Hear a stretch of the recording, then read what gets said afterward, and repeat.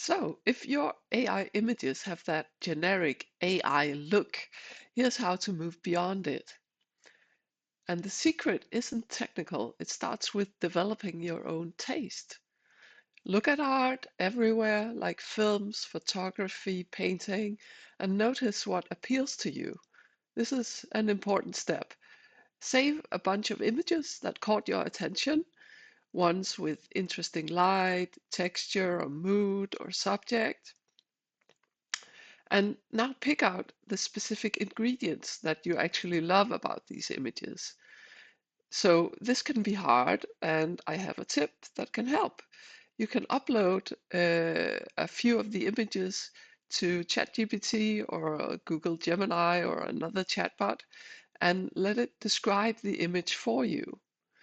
The important thing is to read through these descriptions and learning the vocabulary, and it's not about stealing the picture. So think of those phrases as building blocks that you can mix and rearrange. So build a prompt from some of those phrases and try combining phrases from two or more images, and be sure to add your own twist as well. Shift the subject, switch colors, flip the mood. So experiment freely by switching and combining these building blocks and seeing what happens. And now you should have a starting point that you can build upon. This is how your unique style begins. Remember, AI looks like AI when it's driven by chance. It becomes art when it's driven by taste and intention. So I hope this will get you restarted.